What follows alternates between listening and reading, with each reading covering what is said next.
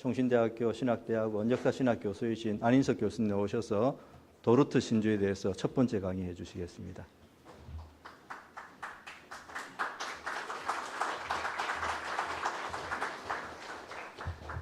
네, 이 더운 역대급 더위 속에서도 개혁교회 신조를 공부하려는 여러분들을 보니까 힘이 나기도 하고 또 소망이 보이기도 합니다. 건강하게 끝까지 이 세미나를 내일까지 잘 또 마치시고 또 좋은 결실이 있기를 바랍니다. 저는 우리 강문진 목사님, 원장님께 소개받은 안인석 교수고요. 아마 합동이나 총신 출신 분들은 아실 거고 다른 분들은 아마 직접 얼굴을 또 본 적은 적을 수도 있습니다. 어쨌든 여러분 이렇게 같이 1시간, 저에게 주어진 시간이 1시간인데요. 벌써 이미 소개하는 통에 4분이 지나서 이제 56분의 시간을 쓰고 나머지 질의응답 시간을 갖기로 그렇게 하겠습니다. 제가 부탁받은 강의의 제목은 도르트 신조를 어떻게 설교할 것인가라는 제목이었습니다. 그래서 저는 뭐 설교학은 아니기 때문에 저는 역사학의 비중을 갖고 있는 그런 신학자이기 때문에 설교를 어떻게 할 것인가라는 이 제목을 받고 좀 고민을 했어요. 도르트 신조를 그냥 잘 공부하지 설교를 어떻게 할까 고민을 좀 했는데 생각해 보니까 신조는 결국 설교가 돼야 되는 거 아니겠습니까? 제가 전 네덜란드에서 한 6년 정도 석사 박사 공부를 했는데 네덜란드 교회는 지금도 하이델베르크 신앙 고백서를 굉장히 귀하게 봅니다. 그리고 늘 가르치고 있고요. 제가 또 몇 년 전에 미국에 있는 CRC 계통의 개혁교회를 갔더니 그 교회 오후 예배를 참석했는데 오후 예배 담임 목사님이 직접 이제 하이델베르크 신앙 고백서를 가르치시고 성도와 함께 설교식으로 가르치고 토론하는 걸 봤거든요. 그래서 역시 신조는 설교되는 게 맞다라고 생각을 갖고 이 논문을 이제 작성하기 시작했습니다. 먼저 이제 서론 부분을 좀 보면서 제가 중간중간 PPT와 지도들을 좀 사용하도록 하겠습니다. 먼저 제가 들어가는 길은 다 읽겠습니다. 왜냐하면 전체 그림이 나오기 때문에 들어가는 글은 이런 강의 한 10쪽에 있는 내용인데요. 그 요약한 내용은 여기에 있으니까 참조하시면 되겠습니다. 종교개혁의 정신을 아우르는 신학적 키워드를 꼽으라면 저는 단연코 은총이라고 말합니다. 왜냐하면 물론 오직 성경도 중요하죠. 다 중요한데 결국은 그 성경을 해석해서 어떤 결론이 나오냐가 중요하죠. 성경을 읽고 해석했는데 전혀 다른 결론을 내는 종교개혁 시대에 종교개혁자도 많았거든요. 그래서 저는 결국 은총의 신학으로 규결된다. 그렇게 봤을 때 종교개혁의 키워드가 은총의 신학이라면 그 은총의 신학이 최종적으로 확정되고 종결된 것은 도르트 총회입니다.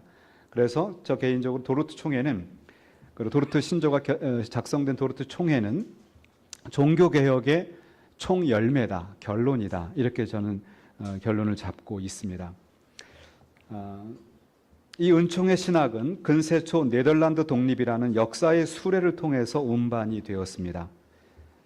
기독교인들은 역사의 모든 과정이 하나님의 통치 아래 있다고 고백하기 때문에 이런 맥락에서 도르트 총회는 신학적으로 보나 역사적으로 보나 종교개혁의 열매라고 평가할 수가 있습니다. 그래서 우리 이제 개혁주의자들이 고백하는 것은 하나님은 교회 안에만, 성도들의 공동체 안에만 왕으로 계시는 분이 아니고 그 요한계시록을, 요즘 제가 이제 협동 목사로 있는 교회에서 요한계시록을 이제 강의하고 있는데요.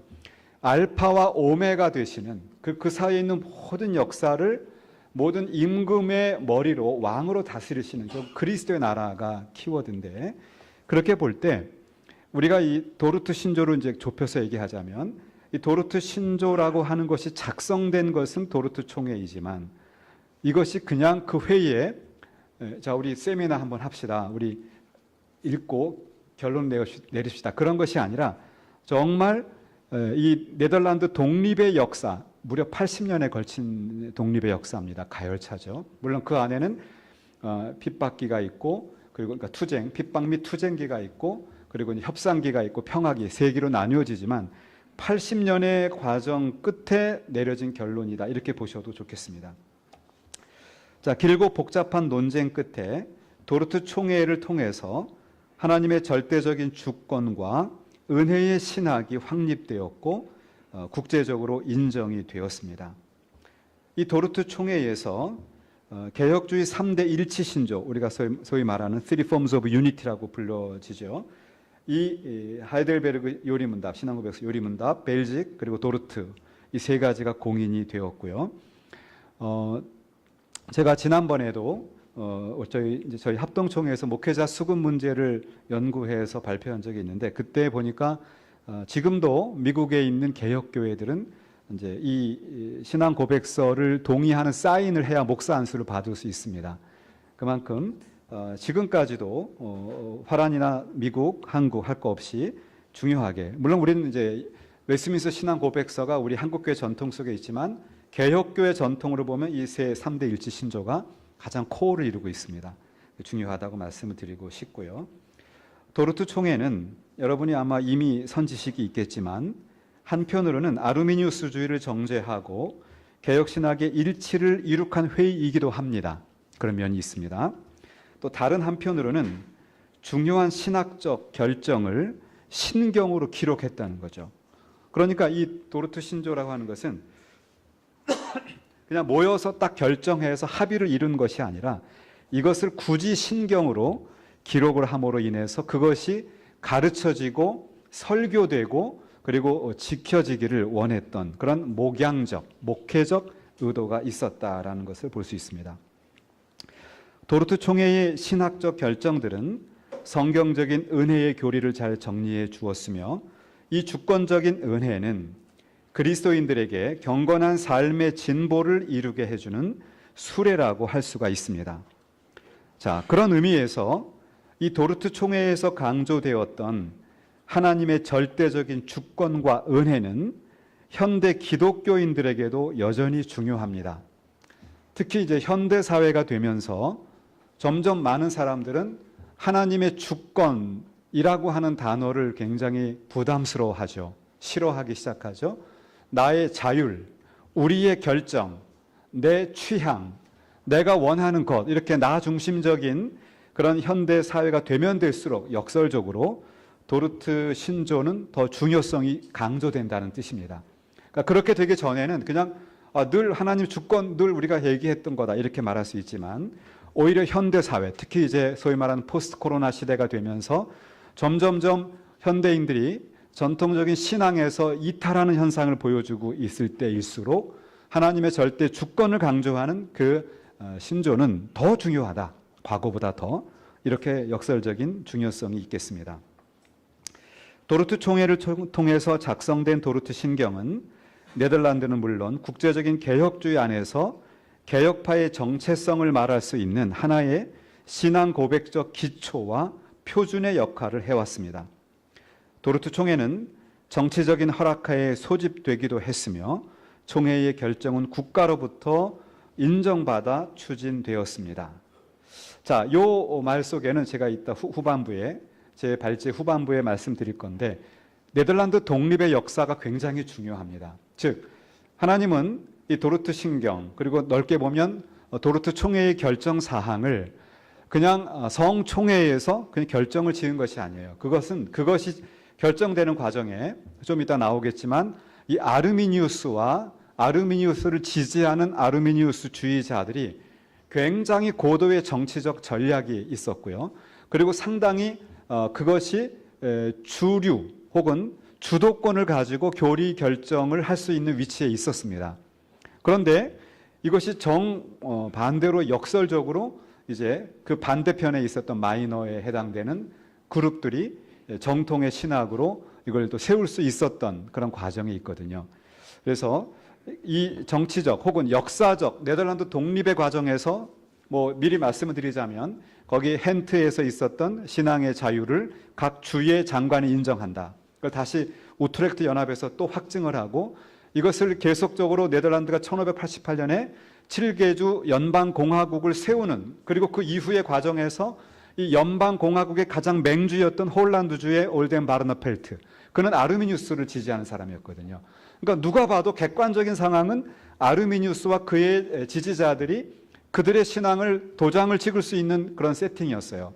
근데 하나님은 그 역사의 과정 속에서 이 홀란드라고 하는 네덜란드의 맹주의 그 올덴바르네펠트가 아니라 전체 네덜란드 전국적인 총회의 결정, 즉 국가나 지방 장관이 아니라 교회가 이것을 결정해야 한다라고 하는 그 원칙을 설득을 했고, 그것이 결국 월크아웃해서 총회가 소집이 되고 결정이 된 거거든요.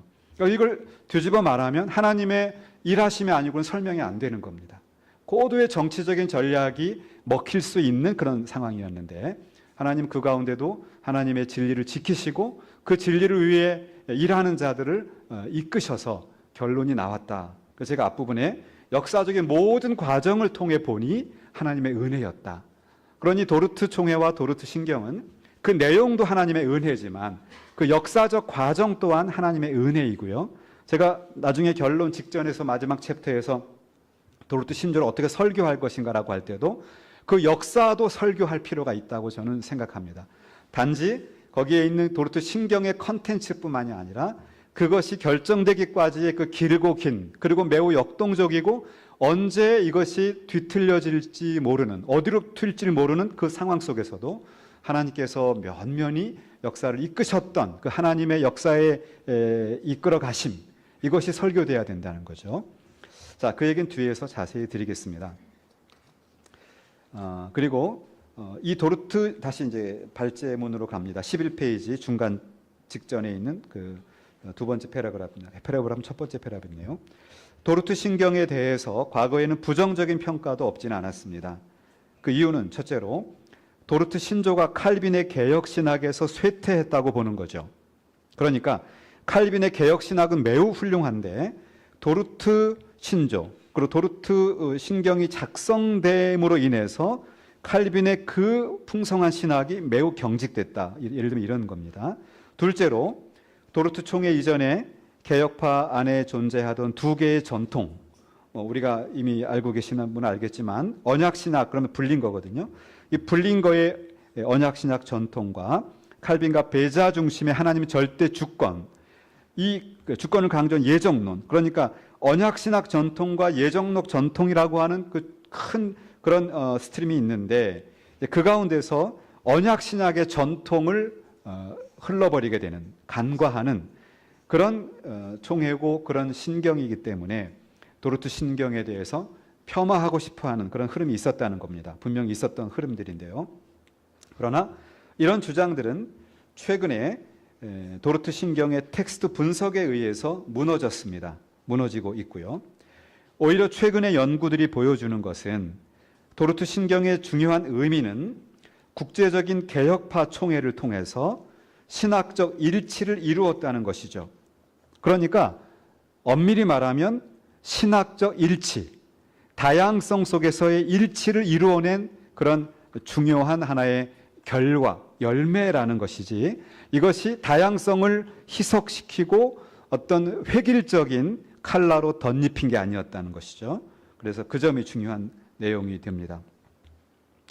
도르트 신경은 그 첫 글자를 따라서 우리가 잘 아는 튤립이라고 우리가 말하죠. 인간의 전적인 타락, 무조건적인 선택, 제한 속죄, 불가항력적 은혜, 그리고 성도의 견인으로 불리면서 칼빈주의 5대 교리로 설명되기도 합니다. 그러나 도르트 신경의 내용과 그 신학을 심도 있게 이해하기 위해서는 도르트 신경 자체를 들여다보는 것도 유익하다고 저는 생각을 합니다. 자, 이게 이제 서론적인 진술이 되겠습니다. 그래서 하나님의 주권과 은총을 신학적 일치를 통해서 다 합의가 이루어졌다. 물론 거기에는 성령의 역사가 있었던 거죠. 모든 참여자들, 대표자들의 마음을 하나로 감동시켰던 겁니다. 자, 그 다음에 이 두 번째 챕터가 굉장히 저 나름대로는 의미가 있다고 봐요. 왜냐하면 유명한 코른 헤르트라고 하는 인물이거든요. 왜냐하면 여러분이 이제 아마 아시는 분은 아시겠지만 이 도르트 총회, 이 도르트 신경이 이제 작성된 도르트 총회가 개최된 것은 우리가 잘 아는 유명한 아르미니우스 논쟁 아니겠습니까? 그런데 아르미니우스 논쟁을 우리가 바로 거기서부터 이 문제를 들어가면 이거는 굉장히 답을 얻기가 쉽지 않습니다. 실패하기 쉬워요. 그 배경으로 올라가면 반드시 코른헤르트하고 칼빈까지 가야 합니다. 왜냐하면 이 부분은 사실 제가 좀 심도 있게 연구해서 발표를 하고 게재도 이제 한국개혁신학 저널에 게재도 했었고요. 이 내용을 제가 이 책에 종교교회 역사연구라는 제 이제 연구책인데 이 책에 넣을까 하다가 너무 양이 많아서 제가 이 내용은 나중에 따로 이제 곧 출판될 책에 다시 들어가게 되는데 왜냐하면 자 이런 겁니다. 예를 들면 이 아르미니우스라고 하는 인물은 베자 밑에서 공부했던 인물이거든요. 칼빈의 제자의 제자예죠. 그러니까 어떻게 보면 이 아르미니우스는 그 당시 네덜란드 사람이 볼 때는 인정할 만한 정통 제네바 유학파인 거예요. 그런데 그에게 어떤 과제가 주었냐면 바로 이 코른헤르트. 칼빈과 논쟁을 벌이고 있는 코른헤르트에 대해서 그의 사상을 조사해서 이걸 좀 평가, 심판해달라라고 부탁을 받았는데 아르미니우스가 코른헤르트의 저작을 읽다가 그 신학을 다 수용을 합니다. 그러니까 코른헤르트를 지지하는 거죠. 그렇게 됨으로 인해서 결국 이제 아르미니우스 논쟁 그리고 더 나아가서 종교개혁 신학의 중요한 그 하나님의 주권 예정에 대한 문제가 큰 화두로 막 불붙듯이 올라오게 되었다 이렇게 말할 수 있습니다. 그런데 이 코른헤르트라고 하는 인물이 칼빈과 실제로 논쟁을 벌이게 되는데요. 여기 보시면 1560년에서 62년 사이에 먼저 도발을 한 사람은 코른헤르트입니다. 이 코른헤르트가 자 제가 일단 발제문을 설명드리고 가는 게 여러분 이해가 쉬울 것 같은데 12페이지를 보시면 12페이지 맨 위입니다. 도르트 총회로 가는 길고 복잡한 여정이 촉발되었던 것은 아르미니우스가 코른헤르트의 신학을 지지한 것입니다. 이 코른헤르트는 당대 영향력 있는 인물이었습니다. 이 사람이 어느 정도 영향력이 있었냐 하면 당시 네덜란드의 건국의 아버지라고 불리우는 윌름 오란요, 오렌지공 윌리엄의 오른팔과 같은 그런 정치적인 지도력을 갖고 있었습니다. 정치적 자문, 결국 그의 말에 의해서 정치가 움직여지는 막강한 권력이 있었던 인물이고요. 그 스스로는 전형적인 인문주의자예요. 그래서 그 그리스 로마의 저작들을 화란어로 번역하는 일도 많이 하는, 그러니까 언어학자이자 인문주의자이자 정치적으로는 건국의 아버지의 가장 신임받는 그 조언자 중에 한 명이거든요. 이제 그런데 그가 이 책을 통해서 페르스 코닝 판더 롬서 아프 호도레이라고 하는 책인데요. 로마 카톨릭 우상 숭배에 대한 변증이라는 책입니다. 자, 이 책을 그가 1560년에 출판을 합니다. 그러니까 원래 영향력이 있는 사람, 영향력 있는 인문주의자가 책을 출판했는데 이 책의 내용이 가관이에요. 직접 칼빈을 거론하면서 칼빈과 그의 신학 그리고 그를 따르는 소위 말하는 칼빈주의자들을 아주 신랄하게 아주 희화시키면서 비판을 합니다. 그러니까 그 글을 받아들었던 네덜란드 개혁교회 교인들이 굉장한 혼란에 빠지죠. 그 우리는 뭐지? 막 이러면서 그 내용을 가지고 그것을 이제 불어로 번역해서 칼빈에게 주었는지, 왜냐하면 코른헤르트가 화란으로 썼거든요. 그래서 칼빈은 화란을 모르기 때문에 불어로 써서 칼빈에게 주었다는 주장도 있고 번역을 해서, 아니면 이것을 라틴어로 번역해서 줬다는 주장도 있습니다. 근데 이제 보통 불어로 써서 주지 않았을까 이렇게 추측한 학자가 다수파인데요. 그래서 칼빈에게 전달이 되었고 칼빈이 그것을 보고 62년에 거기에 대한 답변을 제시합니다. 그 내용은 뒤에 제가 간단히 요약했으니까 좀 이따 설명을 드리겠는데 큰 흐름을 말씀드리는 겁니다. 자, 그렇게 되어졌는데 62년에 그 답을 들었던 네덜란드 개혁교인들이 그 다음부터는 굉장히 칼빈의 신학을 더 강하게 수용하면서 더 보다 적극적인 자세로 나가게 됩니다. 그래서 1566년에 유명한 당시 네덜란드 남부에서 시작해서 전 네덜란드를 휩쓸었던 성상 파괴, 성상 철거 운동이 벌어지게 돼요. 그 직접적인 도화선이 바로 이 사건이라고 볼 수 있습니다. 그리고 나서 2년 후에 독립전쟁이 시작이 되고요. 그 와중에 히도드 브레는 67년에 순교를 당하는 겁니다. 그러니까 이 굉장히 긴밀하게 돌아가는 그 역사적 상황인데, 하나 또 그림을 보여드리는 이 그림인데요. 이 그림이 이제 장따팽의 책에 장따팽의 책을 영어로 이제 번역한 그 책에 있는 사파입니다. 그 당시 1564년이거든요. 이 당시에 네덜란드에서 그 전에 로마 카톨릭, 그러니까 그 당시는 누구나 로마 카톨릭 신학을 가지고 있었지 않습니까? 태어나면서부터 카톨릭 신학이었는데 그 신앙을 가지고 있다가 종교개혁 신앙을 받아들이는 것을 이제 받아들인 것이 확인이 되면 이렇게 화형을 당하는 일이 많았어요. 이분은 갈멜 수도원 수도사였는데 이전에 이 일이 벌어진 것이 안트베르펜입니다. 당시 안트베르펜은 굉장히 중요한 출판의 중심지였고 그리고 많은 그 리폼드 신자들이 있었고 장 따팽 자신도 여기 부시장이었죠. 나중에 여기가 이제 스페인에게 함락당하고 정확히 말하면 항복을 한 겁니다. 그렇게 자기 백성 시민들을 구하기 위해서 장 따팽이 아니죠. 구하기 위해서 항복을 했고 그래서 이제 그 당시 많은 사람들이 다 북쪽으로 이동을 한 거죠.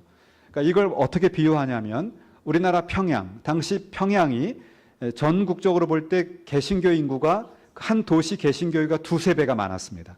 공산주의가 들어오게 되니까 거기에서 공산주의 협조하든지 아니면 그냥 도망가든지 아니면 싸우다 순교하든지 이런 거니까 그래서 이제 많은 사람들이 남쪽으로 내려오지 않았습니까?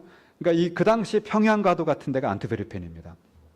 그런데 이제 이런 상황에서 다시 앞으로 돌아가는데요. 자, 이런 상황에서 어떤 일이 벌어지냐 하면 그럼에도 불구하고 네덜란드의 수많은 개혁 신앙을 가진 성도들이 신앙을 타협하지 않는 거예요. 특히나 아까 순교했던 그 수도사처럼 이제 특히 사제들 중에 종교개혁 신앙을 받아들인 분들에게는 큰 딜레마가 생기는데 자기가 미사를 집전해야 되는 겁니다. 그러니까 미사를 집전해야 되는데 미사 집전이 우상 숭배라는 것을 안 순간부터 자기 양심이 그걸 할 수가 없게 되는 거죠. 그런데 자기가 그걸 안 하게 되면 당신은 종교개혁 신앙을 받아들인 자이군요 라고 하는 것을 커밍아웃하게 되는 겁니다. 그러니까 그거를 굉장히 갈등에 빠진 거죠. 성직자들이 카톨릭 성직자에다 리폼으로 돌아온 분들이 아까처럼 순교당하는 분이 너무 많이 생기는 거예요. 성도들도 그렇고. 그랬을 때 그 고통 속에서 네덜란드 개혁교인들이 정말 너무너무 고통스러워하고 있었는데 그때 코르네르트가 아주 그 상황 속에서 놀라운 얘기를 합니다. 뭐냐 하면 신앙의 본질이 중요하지 형식이 뭐가 중요하냐. 이게 무슨 말인지 아시겠습니까? 여러분 마음속으로 여러분의 영혼은 하나님을 잘 섬기고 올바른 신앙, 여러분이 주장하는 올바른 신앙을 섬기세요. 우리 육신과 우리의 예배 예전은 껍데기 아닙니까? 그 껍데기를 왜 그 껍데기를 집착해서 내가 미사 집전 안 한다고 그래가지고 여러분이 순교하는 그런 어리석은 슬픈 역사를 당합니까? 이렇게 그들에게 메시지를 준 거예요. 굉장히 혼란스럽죠. 그러면은 내 마음속으로만 내가 잘 신앙을 지키고 내 마음, 영혼이 중요한 육체는 껍데기니까 그러니까 내가 얼마든지 카톨릭 예배에 참석하는 그 미사에 참석하고 그들의 의식을 집례하고 하는 것은 문제가 없겠구나 라는 이제 생각을 가지면서 혼란이 와요. 그래서 그들이 칼빈에게 질의를 한 겁니다. 여기에 대한 답을 주십시오. 이게 맞는 겁니까? 그래서 칼빈이 거기에 대한 답은 이제 그 다음 바로 이제 나오는 이야기, 왔다 갔다 하겠습니다. 좀 나온 이야기인데 칼빈은 뭐냐 하면 아니다. 기독교인들은 우리의 영혼도 당연히 하나님 앞에 순결하고 진리를 품고 있어야 하지만 외적으로도 우리의 삶을 통해서 혹은 우리의 신앙 고백이라고 하는 형식을 통해서 분명히 우리 신앙을 표현해야 한다라고 답을 줍니다. 이게 62년에 나왔어요. 그러고 나니까 네덜란드 사람들이 코르네르트의 주장이 이거 말도 안 되는구나. 그래서 이제 이 코르네르트와 같은 그런 사람들을 우리가 니고데모주의자라고 하지 않습니까? 종교개혁 공부하신 분들은 아마 기억을 하실 텐데 니고데모처럼 밤에는 그리스도에 와서 진리를 찾고 낮에는 유대인의 그 의전에 참여하는 그런 사람들, 니고데모주의자들입니다. 거기에 대해서 답을 준 것이죠. 자, 그러니까 이게 여기서 나오는 건데요. 바로 이 부분, 이런 내용들에서 결국은 뭘 알게 되냐면 신앙은 반드시 고백이 돼야 한다는 거예요. 내 머릿속으로, 그러니까 성경 말씀만 우리가 읽고, 물론 성경이 절대로 중요하죠. 그게 다죠. 그런데 성경에 근거한 신앙 고백을 내가 고백하고 어떤 형식으로 표출하고 이걸 드러내는 것은 그것은 의미가 없다. 네 마음속으로 성경 읽고 네 그렇게 신앙 가져라 라고 하는 것이 아니라는 것을 이제 깊이 알게 되잖아요. 이것이 나중에 신앙 고백서가 작성될 수 있는 하나의 근거가 됩니다. 근데 재미있는 것은 제가 여기다 싣지는 않았지만 이와 유사한 게 하이델베르그 신앙 고백서에도 나와요. 하이델베르그 신앙 고백서를 저는 이제 그거를 원래 저는 이제 그쪽 하이델베르그 쪽은 파란에서 있었기 때문에 직접 관계는 없었지만 제가 연구년을 이제 그 팔츠 지역에서 그 마인츠 대학에 있는 마인츠 대학 유럽 역사 연구소에서 했는데 그때 가서 팔츠와 관계되는 팔찌의 종교 개혁을 다 조사를 할 수 있었습니다. 그 내용이 이 책에 한 챕터로 제가 담아드렸는데 거기 같이 놀라운 사실은 그 팔찌가 종교 개혁으로 바뀔 수 있었던 것도 역시 역사와 관계가 됩니다. 1555년에 이제 다 그들의 신앙을 고백을 할 수 있는 루터파에 한해서 이런 고백이 주어졌을 때 그러면 리폼드가 루터파와 같은 거냐 아니냐 이 혼란이 오잖아요. 굉장히 모호한 지점이 있었고 그것 때문에 하이델베르그 대학 중심으로 많은 논쟁들이 있었고 특별히 헤수시우스라고 하는 극 울트라 루터파가 칼빈주의자들을 굉장히 비판하고 공격했어요. 거기에 대해서 그 문제를 프레드릭 3세가 우리가 어떻게 하면 좋을까 이 혼란을 막 어느 정도 혼란이냐면 풀핏 워 강단 전쟁이라고 할 정도로 전쟁에 가까운 논쟁이 심했어요. 그래서 프레드릭 3세가 그 내용을 당대 최고의 그 지성인으로 인정받는 사람은 독일 지역에서는 누구냐 멜랑히톤이었습니다. 그래서 멜랑히톤에게 조언을 구해요. 이런 일이 있는데 우리 조언을 해달라. 그랬더니 이제 멜랑히톤이 그 이야기를 듣고 조언을 쓰는데 그것이 멜랑히톤 생애 마지막 공식적 신학 논문이 됩니다. 논문이 있어요. 근데 그 논문을 딱 쓰고 나서 그리고 멜랑히톤 세상을 떠나요. 그런데 그 내용이 하이델베르크 대학에 도착을 했는데 대학 교수들이 이것을 출판하지 않습니다. 왜냐하면 출판하면 이제 이 하이델베르크 쪽이 완전 리폼드로 기울 가능성이 있는 거죠. 그 신학 싸움 중에서. 그리고 그렇게 되면 하이델베르크가 어렵다고 본 거예요. 그래서 제가 말이 좀 길어지기 시작하는데 그래서 결과적으로 어떻게 하냐면 그때 멜랑히톤이 했던 조언이 뭐냐 하면 누구나 다 인정할 수 있는 그런 신학적인 어떤 명제 신학적인 정리가 필요하다라고 딱 그 한 문장을 써요. 그것이 근거가 되고 나중에 칼빈이 63년에 헤수시우스를 비판하는 논문을 써요. 그 논문도 원래 에라스투스가 이제 그 하이델베르크 총장이었는데 그가 블링거에게 편지를 보내서 이 모든 복잡한 상황을 정리해 달라. 그러니까 블링거가 볼 때는 이 혼란스러운 상황을 정리할 유일한 우리 리폼드 석학은 칼빈이구나. 그래서 칼빈에게 부탁을 해요. 칼빈은 처음에 노 땡큐 합니다. 거절해요. 왜냐하면 내가 제네바에서 싸우는 것도 지긋지긋한데 내가 왜 굳이 하이델베르크 싸움까지 들어가야 되느냐. 노 땡큐를 했거든요. 근데 멜랑히톤이 세상을 떠나고 나서 마음을 바꿉니다. 내가 이 문제도 분명히 자문을 해야 되겠구나. 그래서 칼빈이 헤수시우스에 대한 비판을 보내고 그런 멜랑히톤과 칼빈의 그런 협력적인 그런 관계들이 이제 하이델베르크에 들어가게 되면서 프레드리크 3세가 여기에도 뭔가 신앙을 정리하는 고백이 필요하구나. 이렇게 나온 거거든요. 이 도르트도 마찬가지입니다. 이제 하이델이 그렇게 나왔다면 도르트도 거의 유사한 상황 속에서 분명히 코르네르트와 그리고 그를 지지해버린 아르미니우스의 그리고 그를 따르는 아르미니우스 주의자들의 정치적인 엄청난 정치력 이런 상황 속에서 무엇인가 명확하게 이걸 남겨야 된다는 것을 인지한 거죠. 그래서 굳이 도르트 신경을 작성했다. 이렇게 우리가 저는 문맥을 볼 수가 있습니다.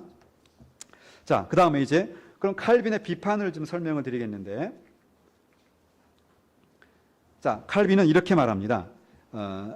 원래 칼빈의 이 글은 불어로 기록이 되어 있습니다. 그 불어로 기록되어 있는 책을 영어로 번역한 것이 미국 칼빈 티어로지컬 저널에 그대로 전문이 있어요. 영어 전문이. 관심 있는 분은 찾아보시면 되고 원래 불어로 된 것이 영어로 되어 있는데요.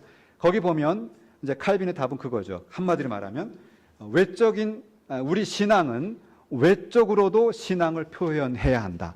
그 신앙 고백이기도 하고 동시에 그것이 어떤 핍박이 와도 내 양심의 고백을 하라는 얘기죠. 그걸 따랐던 사람들 그 칼빈의 조언은 크게 둘이에요. 어떤 핍박이 와도 명확하게 신앙을 표현해라. 첫째, 그러니까 순교를 각오하라는 거죠. 두 번째, 그렇지 못할 상황이 정말 순교의 위협이 있거나 그렇지 못할 상황이 된다면 그 지역을 떠나라. 피난민이 되라는 겁니다. 순교의 각오로 신앙을 표현하고 지켜라. 아니면 피난민 되라. 난민이 되라는 겁니다. 그게 칼빈의 답이 두 핵심이에요. 자, 그래서 이제 그 말씀이 나오고요. 그래서 칼빈은 그래서 이렇게 얘기합니다. 14페이지에 있는데요. 거기 위에서부터 4-5줄쯤 됩니다.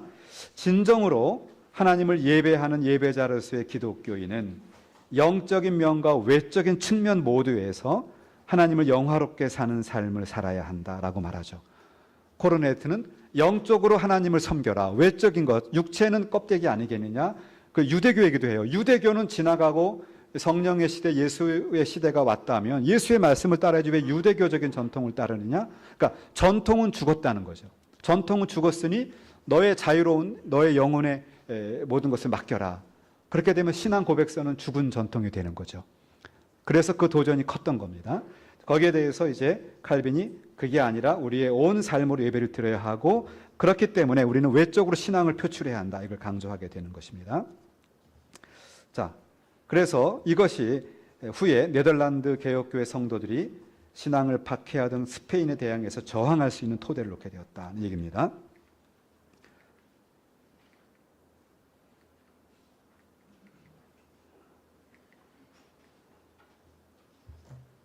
이게 혹시 이게 정지가 됐네요.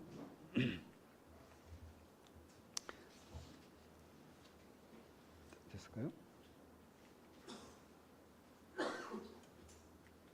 됐네요. 제가 하는 게 되죠 이제? 네, 됐습니다. 자, 그 다음에 네덜란드 국가 형성과 신앙의 자유 문제를 말씀드리려고 하는데요. 자, 이게 왜 중요하냐면 아까 어쩌면 아르미니우스파들이 자신의 신앙을 정통으로 삼을 수도 있었다라는 문제와 관계가 됩니다. 그러니까 그 역사적인 그런 어떤 그 흐름하고 이제 맞물리게 되는데, 당시 네덜란드는 넓은 의미의 네덜란드, 로우 컨트리이죠. 네덜란드는 라틴어에서 낮은 땅, 그걸 영어로 하면 로우 컨트리죠.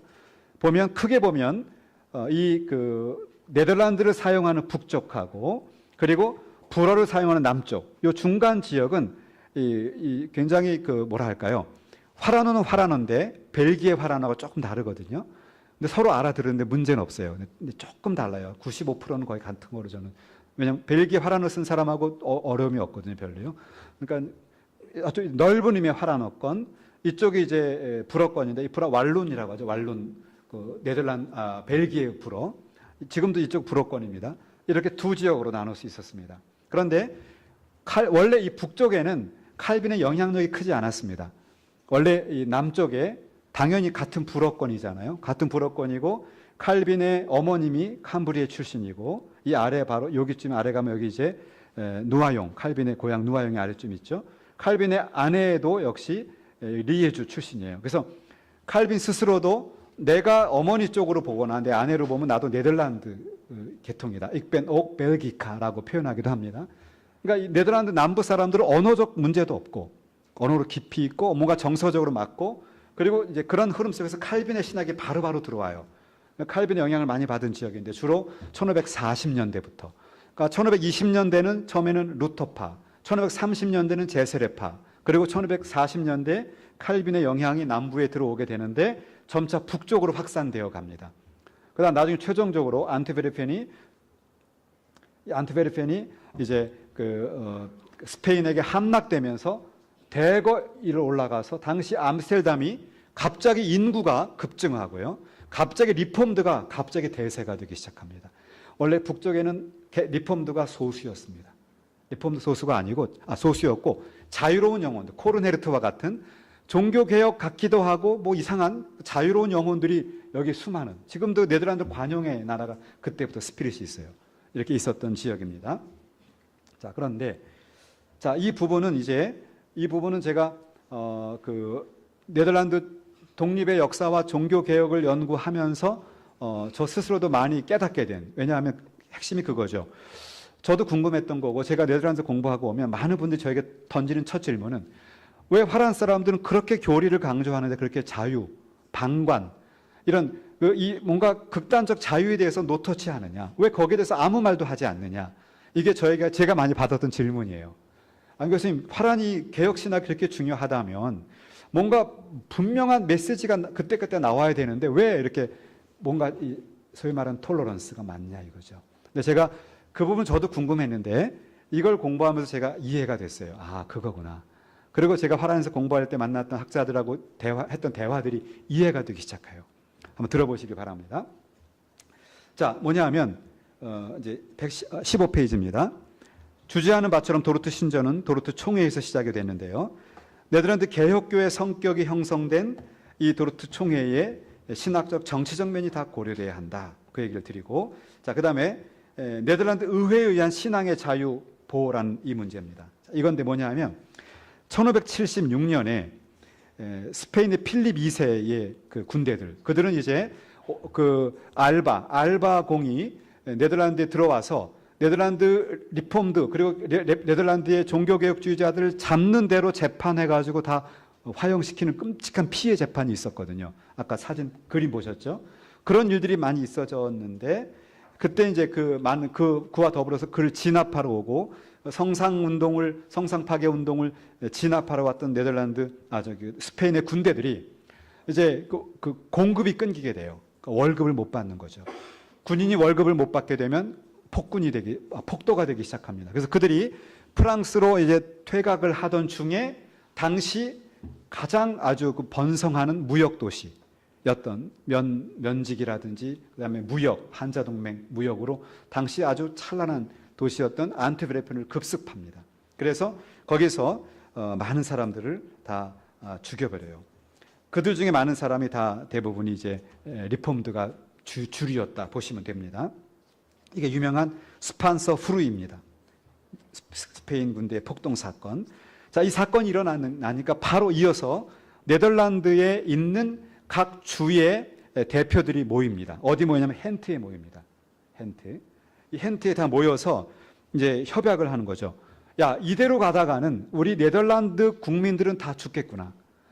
이들의 그 신앙의 자유, 아무리 그들이 리폼드 신학을 가졌다고 해서 이렇게 스페인 군대가 들어와서 학살하는 것 이건 아닌 것 같다. 신앙의 자유를 인정해 주자라고 하는 것을 결정한 것이 이것이 파시피카치 판 헨트라고 하는 칙령입니다. 헨트 칙령. 이걸 이제 맺게 돼요. 자, 이 칙령이 있었던 걸 제가 지난번에 답사를 해서 찾았습니다. 이거 정말 이거 최근에 찾은 사진입니다. 최근에 찾은 겁니다. 어디 있는지 알 수 없었는데 결과적으로 헨트 시청에 있는 시청에 있는 박물관에 있는 걸 찾았어요. 여기 보면 나옵니다. 핵심 내용은 그겁니다. 신앙의 자유를 공식적으로 보장해 준 거죠. 그러니까 이거는 뭐냐 하면 네덜란드를 리폼드로 하자가 아니에요. 리폼드로 하자가 아니라 우리 네덜란드는 연방이잖아요. 우리 주에 있는 사람들에게는 그들의 신앙의 자유를 인정하자. 심지어 카톨릭이더라도 인정해 주자. 그러니까 박해를 하지 말자는 거예요. 그러니까 피해자들이 우리가 더 이상 이런 피해를 답습하지 않기 위해서 신앙의 자유를 줘요. 그러니까 이런 정신이 아까 말했던 관용, 토러런스로 흘러가요. 그것이 어떤 결과를 맺었느냐는 둘째 문제고 그런 스피릿이 있었다는 걸 저는 말씀드리는 겁니다. 자, 그 다음에 그러고 났는데 이제 바로 이런 건데요. 네덜란드가 크게 두 영역으로 나뉘어지자고 하지 않았습니까? 화란어를 쓰는 지역 그리고 불어를 쓰는 지역. 그런데 불어를 쓰는 지역은 거의 대부분 카톨릭이 많았고 이제 북쪽이 이제 소위 말하는 종교개혁주의자, 리폼드와 제세례파와 기타 자유로운 영혼들 이런 영혼들이 다 이쪽에 있었는데 79년에 이 스페인의 총독이 와가지고 이 마가렛 공주의 그 아들입니다. 그가 와가지고 여기를 아트레크트 동맹을 맺어서 명분은 뭐냐 하면 이 남부에 있는 카톨릭주의자들을 보호하기 위해서 우리는 동맹을 맺겠다라고 아트레크트 연맹, 이걸 이제 불어로 하면 아라 연맹인데 아라 연맹을 맺습니다. 그렇게 되니까 북쪽에 있는 사람들은 갑자기 그야말로 뒤통수를 한 대 맞은 것과 같은 일이죠. 지금 여태까지 박해를 받아왔던 것은 리폼들을 포함한 종교개혁주의자들인데 자기들을 지키겠다고 해요. 이건 뭐냐 하면 네덜란드 사람들의 독립의지를 이제 딱 제거하겠다는 그 속심이 들어 있습니다. 그러니까 북쪽에 있는 네덜란드인들이 특히 리폼들을 중심으로 해서 우트렉트 연합을 맺게 되는데 이 우트렉트 연합이 이제 갖는 의미는 뭐냐 하면 오늘날 네덜란드가 이 연합하고 국경이 거의 비슷하고요. 첫째는. 둘째는 연방공화국이었다는 겁니다. 연방공화국. 자, 그러면 이겁니다. 연방공화국. 그러니까 이 우트렉트 연합의 맹주는 아까 제가 서론에 말씀드린 것처럼 바로 올덴 바르너펠트죠. 이 자가 바로 아르미니우스를 지지하는 자였고, 여러분 지금도 네덜란드를 홀란드라고 부르지 않습니까? 이 홀란드 주가 워낙 전체 예산의 50%를 맡고 있었어요. 그리고 다 대항해 시대에 아시아, 일본 나가사키까지, 자카르타까지 전 세계를 나가고 있었기 때문에 막강한 세계 최강국이 되었거든요. 그에게 아르미니우스파가 자신의 신앙을 지지해달라고 했고, 여차하면 그것이 정통이 될 수 있었다는 말씀입니다. 어쨌든 그래서 네덜란드 연방공화국이 형성이 되었고요. 자, 88년에 그 정신은 이제 신앙의 자유 문제였다라고 말씀을 드립니다. 자, 시간이 없으니까 넘어가겠습니다. 자, 이게 7개주 공화국, 이게 이 주, 홀란드와 세일란트 이 주가 가장 맹주가 됩니다. 그래서 그들의 그 연방의 한 주로서의 책임을 갖고 있었다는 말씀이고요. 자, 이제 아르미니우스로 넘어갑니다. 앞에 말했던 것처럼 이 아르미니우스는 굉장히 그 당시 사람들로는 그래도 정통 신학을 공부한 사람으로 인정받을 만하죠. 그리고 심지어 리폼드에 있는 학자들도 아르미니우스와 아르미니우스 주의는 다르다 이렇게 주장하는 학자도 상당수 있습니다. 예를 들면 지금 이제 아펠도른에서 헤르만 셀드하이스 교수 밑에서 박사학위를 받고, 그리고 캄펜 브루드베게에서 도센트로 있다가 지금 다시 아마 제가 알기로는 다시 그 아펠도른에 있는 빌름 덴 부어라는 교수가 있는데 아주 젊은 교수예요. 어린 교수인데 이 빌름 덴 부어 같은 분은 그분 전공이 아르미니우스 전공이에요. 근데 그런 분들의 글을 보면 아르미니우스가 아르미니우스주의자들처럼 그렇게 예정이라든지 하나님의 절대 주권을 반대한 건 아니다라는 뉘앙스를 갖고 있거든요. 근데 그거는 상당히 디베이터블해요. 토론이 돼야 되는 부분이지만 어쨌든 아르미니우스가 분명히 코르네트를 지지했고, 그래서 그쪽 길을 열어준 건 확실한 거죠. 그건 뭐 변명의 여지가 없는 겁니다. 자, 그런데 자 볼까요? 그럼 이 아르미니우스가 그런 정서를 어디서 가질 수 있었을까? 제가 추측하는 바는 18페이지 밑에 부분에 있습니다. 그건 뭐냐 하면 아르미니우스의 어떤 교육적인 환경과도 관계가 있지 않을까? 아르미니우스와 각주 37번 다다음 줄에 아르미니우스는 스위스 유학 시절에 에라스투스하고 접촉을 했을 거라고 추측을 합니다.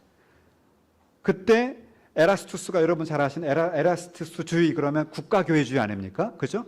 그 국가의 신앙을 누가 정하느냐? 국가가 정하라. 이게 소위 말하는 국가교회주의고, 이걸 가장 기쁜 마음으로 받아들였던 것이 영국의 성공회이죠. 그런데 에라스투스는 그런 주의를 갖고 있었는데, 에라스투스하고 교제하면서 아마도 그런 정서를 갖고 있었을 것으로 봐요. 그러니까 지금 이 아르미니우스 논쟁이 되어지는 코른헤르트를 포함한 그 이후에 논쟁이 벌어졌을 때 아르미니우스는 이 결정을 전체 교회의 총회에서 결정하기보다는 국가가 결정하는 것이 더 옳다라고 생각할 수도 있어요. 충분히 개연성이 있죠. 그래서 그는 어쩌면 그 호마루스처럼 전체 총회, 즉 도르트 총회와 같은 총회가 아니라 국가라고, 당시 국가였던 그 홀란드 주, 작은 소국가 아닙니까? 연방국의 한 연방국 아닙니까? 거기에서 결정하는 것이 옳다라고 생각할 수 있어요. 충분히 개연성이 있습니다. 어쨌든 그런 모습을 보여주고, 그리고 그 뒤를 이었던 위텐버가르트와 같은 인물들도 결국은 이 그 항쟁파 5개의 항쟁을 제시했던 사람들의 결정을 홀란드 의회가 결정해달라. 국가입니다. 그죠? 신앙의 문제를 국가가 결정해달라고 했던 것은 아마도 그가 스위스 유학 시절에 에라스투스와 교제하면서 영향을 받지 않았을까라고 추측해 볼 수 있습니다. 자, 그 다음입니다. 자, 그 다음에 또 하나는 이제 여기에 이 부분인데요. 지역주의와 전국주의라고 하는 것인데요. 당시 네덜란드 안에는 크게 두 흐름이 있었습니다. 즉, 오렌지공 윌리엄을 중심으로 하는 총독이에요. 그러니까 총독이라고 하는 것은 우리가 생각하는 국가 원수 개념이기도 하고 아니기도 한데 실권은 없습니다. 실권은 없고 상징적으로 국가 원수로 표현되어지는 총독이 있고요. 실제 실권은 각 지방자치, 즉 각 연방국의 그 장관, 장관이 우리만 도지사인데 우리 개념 너무 다르니까 그 그 지역의 통치자가 실권을 갖고 있죠. 그래서 당시 네덜란드 최고 실권자는 올덴바르노펠트인 거예요. 오렌지군 윌리엄 가문이 아니라 거기는 이름만 있는 것이죠. 자, 그렇기 때문에 당시에는 지역주의라고 하면 각 연방의 자치주가 결정을 하는 것이 실제다. 이런 주장이에요. 그러면 그 주장을 따르면 이 아르미니우스 논쟁과 같은 것도 각 지역의 자치주가 결정하는데 가장 영향력 있는 홀란드주가 올덴바르노펠트가 그를 이제 그쪽에 손을 들어주게 되면 이건 다 그쪽의 결론이 끝나게 되는 이런 이야기죠. 그래서 거기에 맞서는 전국주의는 이와 같은 이런 중요한 신학적 결정은 즉 지금 이 절대 주권, 예정론 이런 중요한 결정, 종교개혁 신앙의 가장 중요한 코어와도 같은 은총론에 대한 결정은 각 주에서 결정할 수 있는 문제가 아니다. 이건 전국적인 총회가 결정해야 된다. 그 심지어는 도르트 총회는 전 세계적인 국제적인 총회가 되지 않았습니까? 이런 일종의 정치적인 논쟁이 있어요. 여러분 지금 이거 우리도 이해가 가능하죠. 지금도 우리가 어떤 결정을 하려면 이건 노회 차원에서 결정해서 끝낼 문제가 있고 총회에서 결정할 문제가 있는 거죠. 그죠? 그런 것처럼 지금 이런 서로 간의 정치적인 대립이에요. 그런데 누가 봐도 당시 영향력이 있었던 올덴바르노펠트와 홀란드 주가 리더십을 갖고 있었음에도 불구하고 결과적으로 이 오렌지 가문의 모리츠 총독 그가 결국은 전체 실권을 가지고 전체 총회를 가질 수 있는 쪽을 밀어주게 돼요. 그래서 이 과정이 어떻게 보면 하나님의 일하심이다라고 본다는 것이죠. 자, 제가 자세한 내용은 강의 안에 제가 다 넣어드렸으니까요. 한번 읽어보시고 더 자세한 내용 이 책을 참조해 보시면 됩니다. 종교계 역사 연구 19개 챕터 중에서 제가 일부러 7개 챕터를 네덜란드 종교개혁사에 할애를 했습니다. 왜냐하면 제가 보니까 네덜란드 종교개혁이 어떻게 진행됐는지를 소개해 주는 책이 많이 없더라고요. 그러니까 교리를 설명한 책은 있지만 종교개혁 역사를 소개한 책은 많이 없어서 제가 일부러 7챕터를 할애했습니다. 그러니까 더 자세한 거 이 책을 보시면 되겠고요. 자, 그 다음에 이제 아르미니우스주와 호마르스주의자들 대립 문제를 보죠. 자, 호마르스의 입장은 이제 구체적인 그 신조 내용은 나중에 설교할 때 있거든요. 마지막 챕터에. 그러니까 챕터 5, 챕터 5에서 설명을 할 거기 때문에 내용은 그때 설명을 드리고 지금은 역사와 과정, 그 가운데 하나님의 일하심에 초점을 두겠습니다. 호마르스는 이런 중요한 논제, 신학적 문제는 위정자가 아니라 목사, 그리고 그들의 총회가 결정해야 된다는 입장이에요. 신학의 문제 국가는 간섭할 수 없다는 입장이죠. 자, 이 두 흐름이 이제 싸움이 되는 것입니다. 아르미니우스는 국가가 결정하라. 이건 에라스투스 영향하에서 그 말은 즉 홀란드 주가 결정하라 그 얘기입니다. 자, 이랬을 때 이런 틈바구니 속에서 아르미니우스 주의자의 목사들이 1610년에 5개 항목의 항쟁서를 보내죠. 항론서라고도 하고 항쟁서를 보내죠. 보내는데 핵심 내용 중에 하나는 뭐냐 하면 벨직 신앙 고백서, 하이델베르그 교리 문답서 이것이 수정되어야 한다. 왜? 이것을 굳이 목회자들에게 그걸 설교할 것을 강요하지 말라. 자, 이 흐름은 아까 코르네르트로 올라가죠. 굳이 신앙 고백을 표출하고 교육하고 설교할 필요 없다. 너 개인의 신앙의 자유다. 이렇게 말하는 다 연결되는 흐름입니다. 자, 그때 이제 플란키우스와 호마르스는 반항쟁서를 제출하죠. 그래서 여러분 아시겠지만 이 5개의 논제 같은 것도 원래 나오게 된 출발은 항론파, 항쟁파가 주장했고 아르미니우스주의자들이 거기에 반대하는 것이 나왔다. 이렇게 설명할 수 있습니다. 그 내용은 제가 5장 설교할 때 설교를 어떻게 할 것인가를 할 때 설명을 드리겠습니다. 자, 그 다음에 이제 도르트 총회가 드디어 열리게 됩니다. 흐로트게르크가 지금도 있는 교회 건물이고요. 흐로트게르크는 칼빈 500주년 2009년에 흐로트게르크에서 굉장히 중요한 칼빈 엑스비션을 했어요. 칼빈 전시회. 저도 이제 거기에 참여했고 또 총신대학의 레포 500을 하면서 거기는 우리 연구원도 레포 500의 멤버죠, 그죠? 중요한 멤버로 같이 있었고 총신대학, 그 다음에 우리 한국에는 고신, 합신, 전 세계에 있는 거의 리폼드 연구소, 기관, 대학이 다 참여했던 레포 500이 있었는데 그때 여기서 이제 전시를 하는데요. 제가 알기로 하여튼 몇만이라 100만이던가요? 하여튼 역사상 그렇게 많은 전시를 참여하는 것이 드물었다. 유럽에서 칼빈이라는 인물은 우린 존경하지만 유럽 사람들은 이 톨러런스를 주장하는 유럽 사람들에게 그렇게 매력 있지 않은 사람이거든요. 프랑스 혁명을 매력 있어 하기 때문에. 그런데 그렇게 많이 찾아왔어요. 그래서 굉장히 영국의 네덜란드의 여왕도 와서 여기 참여하고 그래서 큰 신문에 나오고 막 그랬었습니다. 거기 도르트 총회. 그래서 이 도르트 총회가 열렸던 이 흐르트 게르코와 이 도르트가 지금도 종교 개혁을 말하고 또 그 리폼들을 말할 때 중요하게 여겨지는 것이죠. 자, 그것입니다. 자, 이 도르트 총회와 도르트 신경은 하나님의 주권과 인간의 책임에 대한 50여 년간의 논쟁의 결론이에요. 해외 8개 지역 대표단, 그 10개 네덜란드 대표단, 그리고 네덜란드 교수들만으로 구성된 또 하나의 대표단, 총 19개 대표단이 모여서 1618년에 총회를 개최합니다. 그리고 이 도르트 총회에 대한 연구는 우리나라에는 이 도르트 총회 자체의 연구로 박사학위를 받은 분이 있어요. 홍주연 교수라고 지금 칼빈에 계신데 우리 총신 출신이고요. 홍주연 교수가 이 도르트 총회의 회의록을 연구한 것으로 박사학위를 받은 분이 최근에 있습니다. 2년 전에 귀국한 걸로 알고 있습니다. 그리고 여기에 보면 그래 했고 이 총회 시기를 세 개로 나눈 이 세 개로 나눈 시기는 제가 나눈 게 아니고 헤르만 셀드하이스 교수가 나눈 그 시기법을 저는 그대로 여기 적용을 합니다. 저도 그대로 받아들입니다. 그래서 이 제1기는 중심회기 이전 회의 프로악타 세션이 있고요. 2기는 항쟁파의 논쟁의 시기고 있고 3기는 항쟁파에 대한 응답서 작성의 시기죠. 그리고 마지막으로는 중심회기 후 회기가 있는데 이때 도르트 교회법이 작성이 됩니다. 그러니까 우리가 말하는 이제 도르트 신경은 이 3기에 중심적으로 작성이 되어 갔다고 볼 수 있겠죠. 18년에서 19년까지입니다. 그리고 이때 그 도르트 신경의 화라노 번역본이 공식 승인이 되고요. 벨즈 신앙 고백서의 네덜란드어 프랑스어 번역본이 승인됩니다. 여러분 아시겠지만 벨즈 신앙 고백서를 썼던 히도드 브레는 불어를 쓰는 네덜란드 사람이지 않습니까?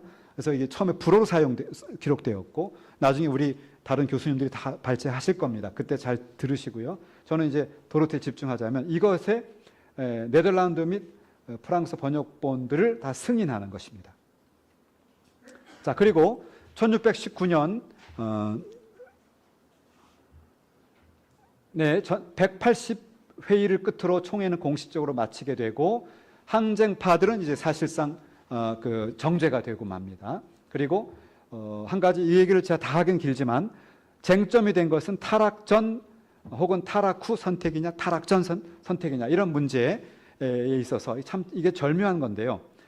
핵심 포인트는 하나님은 그가 선택하시고 선택된 자에게 믿음을 주시는가, 그리고 하나님은 앞으로 누가 그리스도를 믿을 것인가를 예지하시고 그들을 선택하시는 것인가 라고 할 때 도르트 신경은 전반적으로 타락 후 선택설을 따르고 있어요. 그런데 동시에 타락 전 선택설. 근데 재미있는 것은 타락 전 선택설을 강하게 주장한 것은 호마루스였거든요. 그죠? 타락 후 선택설의 라인에 있는 것은 아르미니우스 계열이에요. 그런데 도르트 신경은 어느 두 하나를 절대화시키지 않았다는 거예요. 경향을 보면 타락 후 선택설 라인으로 가지만 타락 전 선택설도 배제하지 않고 있는. 그래서 아까 제가 Unity in Diversity, 다양성 안에서의 리폼드 신학의 하나의 그 누구나 인정할 수 있는 그런 그 유니티를 만들어냈다 이렇게 본다는 이야기입니다. 자, 우리가 알고 있는 5대 교리로 우리가 정리해 볼 수 있겠죠. 자, 이제 그리고 이 결정을 하고 나서 네덜란드는 세계 최강국이 됩니다.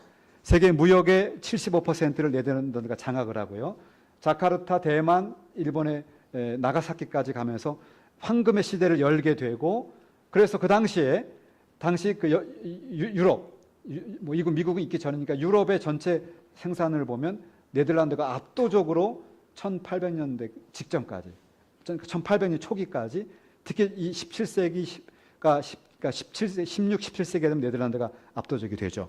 바로 이 시기에 이제 네덜란드가 급격한 세속화의 길을 가게 되고, 그래서 소위 말하는 그 조엘 비키 교수님이 말하는 나더르 레포르마치, 그 운동이 이때 이제 강하게 일어나게 되는 겁니다. 세속화에 대한 반대로. 이 나더르 레포르마치는 요 시대입니다. 제 지금 발제에는 관계가 없는 내용입니다. 자, 이제 결론적인 이야기를 하면서 설교의 얘기를 하겠습니다. 그러면 도르트 신조를 통해 설교를 과연 뭐냐? 저는 몇 가지로 정리를 해봤는데, 첫째, 설교가 교회를 세우시는 하나님의 통치 아래 있다는 것을 보여준다는 것입니다. 자, 이게 무슨 내용이냐?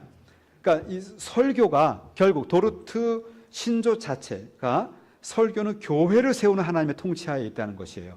실제 내용을 보면 그 내용 중에 이 교회가 세워지는 화란의 리폼드 교회, 그리고 그 영향을 받아서 유럽의 리폼드 교회가 세워지는 것이 결국은 도르트 총회에서 결정된 그 내용을 설교함에 의해서 세워진 거거든요.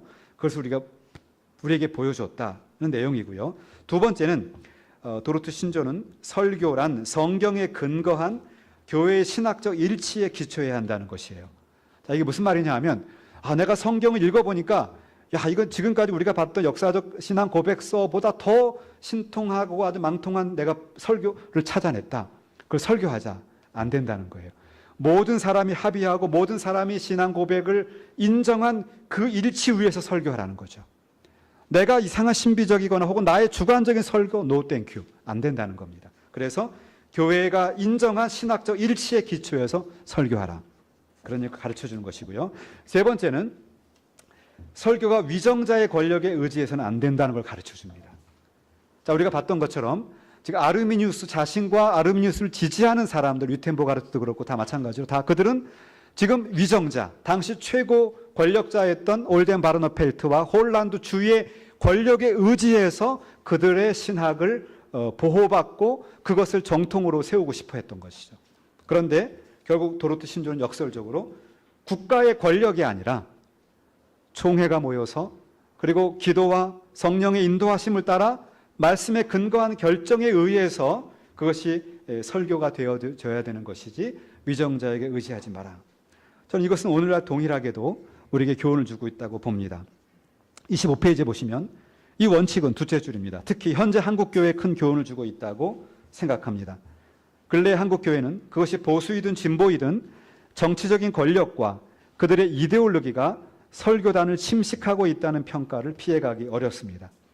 성경에서 가르치고 있고 그것에 근거한 교회의 공적 신앙 고백이 아니라 정치 이념에 의해서 그가 좌파든 우파든 간에 오염된 설교들이 난무하게 될 때 역설적으로 그것은 곧 아르미니우스파의 길을 뒤따르고 있다는 것을 인식해야 합니다.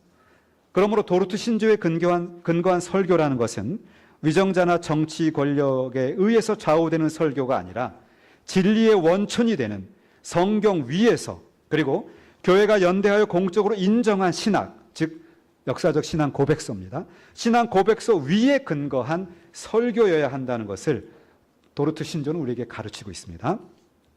네 번째는 도르트 신조를 갖고 설교할 때 설교자가 기억해야 할 가장 중요한 점은 인간의 구원은 공로주의가 아니라 하나님의 절대 주권에 의해서 이루어진다는 거죠. 교회사를 보면 크게 상향식, 즉 이 상향식 어벌즈, 다운월즈, 제가 잘못 썼네요. 이게 상향식 어벌즈고 하향식 다운월즈, 이게 오타입니다. 이 두 종류로 나누어 볼 수 있는데 상향식 구원론이라 한다면 멀리 올라가면 펠라기우스, 그 뒤로 내려오면 중세 로마 카톨릭 신학, 그리고 아르미니우스, 그리고 더 가면 이제 웨슬리안 쪽으로 흘러가는 흐름이라고 볼 수 있겠죠. 그런데 그런 흐름이 아니라 구원은 하나님으로부터 우리에게 내려오는 것으로 우리가 구원이 주어진다는 것을 설교해야 된다는 거예요. 그러니까 인간의 능력 혹은 인간의 어떤 도구, 인간의 시스템이 아니라 하나님이 주시는 은혜로 구원이 주어진다고 설교하라는 겁니다. 절대의존적인 하나님의 은총에 기대라는 것이죠. 여섯 번째는 설교자가 도르트 신조를 가지고 설교할 때 청중들은 하나님의 선택의 교리는 구원의 선물의 근원임을 깨달아서 이를 통해서 위로와 격려를 받게 하라는 것입니다. 재미있는 것은 이것은 그 다음 7번하고도 연결이 되는데요. 도르트 신조 보면 유명한 거죠. 유아 사망, 어린아이들이 사망했을 때 그들이 구원이 있느냐 없느냐. 이걸 로마 카톨릭은 림보를 만들어서 림보라고 하는 시스템을 통해서 거기 역시 공로구원 사상을 주입하잖아요. 그런데 도르트 신조는 이것은 자녀의 구원에 염려하지 마라. 하나님이 그 부모들을 하나님의 은혜 언약에 근거해서 자녀의 구원을 책임질 것이므로 염려하지 말라라고 하는 것을 언급하고 있어요. 저는 이것을 목양적인 성격이라고 그렇게 해석합니다. 연결해서. 그러니까 도르트 신조로 설교한다는 것은 결국 성도들이 갖고 있는 구원에 대한 불안함, 현대주의와 현대 세속주의에 대한 그 도전에 대한 우리의 왜소함, 이런 가운데 있는 성도들에게 하나님의 언약과 언약에 근거한 하나님의 위로와 은총을 갖고 살아가도록 격려하는 목양적 성격이 있다는 거죠. 그래서 도르트로 설교하는 것은 목양적 설교가 되어야 된다 것입니다. 여덟 번째는 도르트 신조는 인간의 자력으로는 하나님의 공의를 만족시킬 수 없기 때문에 하나님의 독생자가 대신 저주를 받아 죽으심으로 하나님의 공의를 완전히 만족하게 함으로 우리가 영생을 얻는다는 복음의 핵심적 진리를 설교하게 해요. 이 내용은 그 신조에 있는 내용을 제가 그대로 풀어 쓴 겁니다. 그러니까 결국 복음의 핵심을 설교하라는 거예요. 어떤 인간이 현세에서 어떻게 복을 받을 수 있느냐, 어떻게 하면 내가 직장에서 더 많은 높은 지위에 올라갈 수 있느냐가 아니라 어떻게 우리가 진정으로 이 죄와 사망의 그리고 이 죄로 인한 그 저주로부터 구원을 받을 수 있느냐, 본질을 설교하라, 이걸 가르쳐 준다는 거죠.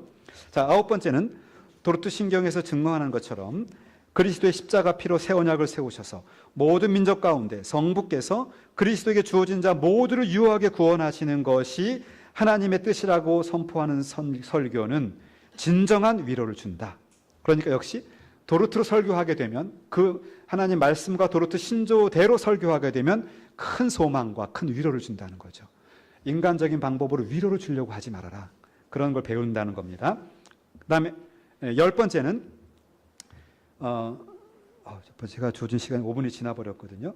뭐 그렇습니다. 그래서 전적 타락에 근거한 설교는 인간을 절대화하고 우상화해서 발생하는 현대 사회의 제약에 대한 근원적인 해결책이 된다.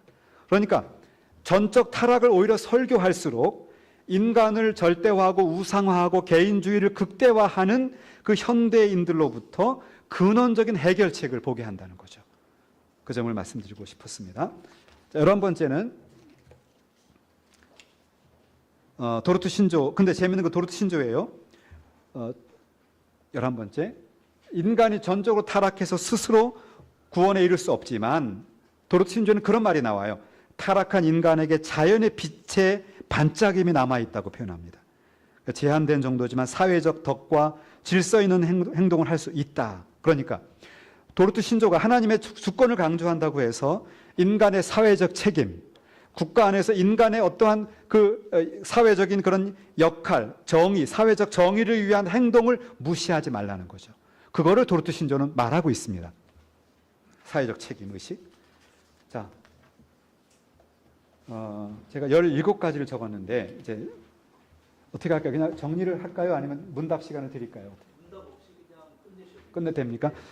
예, 문답은 나중에 그 저희 학교 홈페이지에 가면 제 메일 주소가 있으니까, 아니면 우리 원장님께 질문 주시면 좋습니다. 12번째는 도르트 신조는 성령의 은혜가 아니면 중생에 불과하며 믿는 자의 구원은 자연의 빛이나 율법으로 이루어지는 것이 아니라 말씀과 더불어 역사하는 성령의 사역을 통해서 굳은 마음을 부드럽게 함으로 이루어진다고 가르치고 있어요. 여러분, 놀랍게도 도르트 신경은 성령의 사역을 강조합니다. 말씀과 더불어 역사하는 성령께서 우리의 굳은 마음을 부드럽게 하셔야, 그래야 중생이 가능할 수 있다는 얘기죠. 이것은 우리에게 뭘 말하냐면 설교자가 얼마나 성령에게 의지해야 되는가를 말하죠. 우리의 웅변술이나 아니면 어떤 강대상의 조명이나 이런 것이 아니라 말씀과 더불어 역사하시는 성령께서 일하셔야 실제로 구원의 은혜, 중생의 역사가 있을 수 있다는 걸 가르쳐주고 있다는 겁니다. 13번째는 도르트 신조는 복음 선포를 통한 회개의 역사는 그리스도 안에서 선택하시고 믿음과 회개에 이르게 하셔서 그리스도의 나라에 이르게 하시는 하나님에 대해 찬송하게 해요. 그러니까 도르트 신조를 갖고 설교하게 되면 이 설교를 한 자나 설교를 통해 은혜를 받은 자나 결론은 하나님에 대한 찬양으로 나가게 되는 것이죠. 그걸 가르쳐 줍니다. 14번째는 도르트 신조는 우리를 중생하게 하는 것은 하나님의 일하심이지만, 이게 중요합니다. 말씀, 즉 복음의 설교와 성례와 권징을 게으르게 하지 말라고 가르쳐요. 그러니까 중생케 하는 것은 하나님의 일하심이지만, 그렇다고 해서 말씀, 설교, 그 다음에 성례, 권징을 게으르게 하지 말아라. 그 말은 뭐예요? 결국은 설교자는 중단 없이 설교하고 교회 안에서 성례를 집례하고 그리고 권징하는 일을 게으르게 하지 말라는 겁니다. 그 다음에 15번째는 도르트 신조에 의하면 하나님은 성도의 타락 중에서도 중생의 씨를 남겨놓으셔서 완전한 멸망에 빠지지 않게 하십니다. 이건 도르트 신조가 직접 말하고 있는 내용이에요. 그래서 말씀과 성령으로 회개하게 하시고 다시 하나님의 사랑을 체험하게 하십니다. 따라서 도르트 신조를 통한 설교는 성도들에게 범죄와 그를 통한 좌절 가운데서도 다시 회개해서 하나님의 사랑을 회복할 수 있는 기회를 제공해 줍니다. 그러므로 설교자는 이런 불가항력적인 은혜의 사역이 성령님의 일하심이라는 것을 드러내야 하는 것입니다. 16번째, 성도의 견인 교리는 성도들을 교만과 방종에게 빠지게 하는 것이 아닙니다. 특히 나중에 이제 이걸 신율법주의 뭐 이런 논쟁이 있거나 할 때 이럴 때도 보면 결국 성도의 견인은 너무 게으른 성도를 만드는 게 아니냐 이런 도전이 있거든요. 그런데 그것이 아니라 겸손함과 경외함을 가지고 성도의 삶을 살게 하며 환난 중에도 인내하여 기쁨을 회복할 수 있게 합니다. 이것이 도르트 신조가 말하고 있는 진술이에요. 그래서 도르트 신조로 설교할 때 오히려 성도들은 게으르고 그리고 방종에 빠지고 교만한 성도가 되는 것이 아니라 그들의 고난과 두려움 가운데도 그것을 극복할 수 있게 하고 성도의 행복을 회복하게 해준다는 것입니다. 마지막 17번째, 도르트 신조는 복음 전파를 통해서 성도에게 은혜를 주신 하나님께서는 하나님의 말씀을 듣고 읽고 묵상하고 성례를 행하고 말씀으로 권면함으로 이 은혜를 보존하고 유지하고 완전하게 하신다고 가르치고 있습니다. 그러므로 설교자는 도르트 신조에서 말하는 것처럼 하나님의 말씀을 중시하면서 동시에 성례와 건징을 행함으로 하나님의 은혜를 계속 유지해야 해요. 그러니까 도르트 신조는 성례와 건징을 계속 강조하고 있습니다. 도르트 신조는 하나님께서 성도들을 비가시적인 말씀인 설교, 가시적 말씀인 성례, 그리고 말씀의 순종인 권징을 통해서 다스린다고 보고 있는 것입니다. 그러므로 하나님은 중생한 성도들의 공동체인 교회를 유지하시고 보존하기 위해서 교회의 표지인 말씀의 선포, 즉 설교, 성례, 권징을 사용하는 것입니다. 자, 이제 결론을 맺겠습니다. 도르트 총회는 16세기 중기, 자, 결론도 다 읽을 시간이 없겠네요. 그죠? 그냥 간단하게 정리해야 될 것 같습니다. 결국 도르트 총회는 네덜란드 80년 동안의 독립의 역사 과정 속에 생긴 겁니다. 그러나 그것이 인간이 만든 것이 아니라 그 모든 역사를 주관하신 하나님께서 오히려 정치적 약자 편에 있었던 자들이 주도하는 회의가 되게 하셨고, 그리고 오히려 전 세계 리폼드 형제들이 모여서 결정하게 하는 그런 그 신조가 되었다는 얘기가 되죠. 그래서 저는 이렇게 표현합니다. 도르트 신조는 개혁신학과 그것에 근거한 설교가 얼마나 중요한지를 신학 고백적이면서도 대중적으로 담아내고 있다. 굳이 이걸 신조로 만들어서 이것을 신경으로 만들어서 이것을 설교하게 했다는 것입니다. 자, 그다음에 제가 마지막 부분만 하겠습니다. 오늘날 한국교회 30페이지 중간입니다. 오늘날 한국교회는 도르트 총회 전후의 교회사와 도르트 신조를 통해서 몇 가지 교훈을 얻을 수 있습니다. 첫째, 한국교회는 점차 세속화되고 다원주의화된 사회 속에서 교회와 사회가 그들의 철학과 세계관으로 교회와 신학을 압박하고 지배하지 못하도록 해야 한다는 것입니다. 교회의 설교는 성경적 진리의 선명성과 신앙의 자유를 드러내야 합니다. 한국교회는 세속 권력에 의지할 것이 아니라 하나님의 절대적 주권에 전적으로 의존하는 설교를 회복해야 할 것입니다. 둘째, 한국교회는 한국 사회 속에서 경제적 이익이나 세속적 이권을 위해서 신학적 정체성을 희석시켜서는 안 된다는 것입니다. 세상은 점차 세속화될 것이고 더욱 만몬이 지배하게 될 것입니다. 그러나 한국교회는 그 가운데서도 전적으로 타락한 인간의 공로에 의지하지 말고 하나님 절대 주권의 신학을 굳게 붙잡아야 할 것입니다.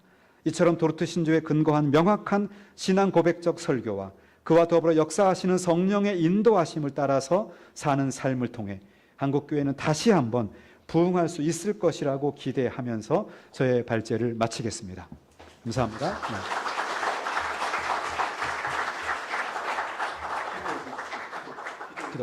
기도하겠습니다. 살아계신 삼위일체 하나님, 우리는 늘 죄인이고 부족해서 우리와 교회와 성도들을 향해 찾아오는 거친 파도의 도전 앞에 때로는 타협하고 무릎 꿇고 때로는 두려워하였음을 고백합니다. 그러나 그 80년의 독립전쟁의 치열한 역사 속에서도, 순교의 자리에 서는 자리에서도, 스스로 난민이 되는 상황 속에서도 그들이 갖고 있었던 성경적인 진리와 그의 근거한 개혁신앙에 근거한 그 교회를 지키기 위해서 끝없이 그들은 외로운 싸움을 했고, 그 결과 역사의 반전을 통해서 오히려 하나님은 당신의 절대 은총과 예정의 신앙을 회복시켜 주셨습니다. 하나님, 오늘 우리도 여전히 그러한 두려움 앞에 있습니다. 그러한 우리의 무능력 앞에 있습니다. 그러나 말씀과 더불어 역사하시는 성령께서 설교자들과 또 설교를 듣는 청중들 가운데 역사하셔서 다시금 한국 교회가 세속적인 가치관이 아니라 성경적이고 개혁주의적인 가치관을 가진 성도로 가득 차게 하시고, 한국 교회가 그래서 다시 한번 진정한 부흥의 열매를 주님 앞에 드릴 수 있도록 복내려 주옵소서. 그러한 간절한 소망을 가지고 이 사역을 하는 우리 연구원과 또 우리 이 더운 날 참여한 모든 참여자들에게 주께서 큰 복을 내려 주옵소서. 예수님의 이름으로 간절히 기도하옵나이다. 아멘. 네.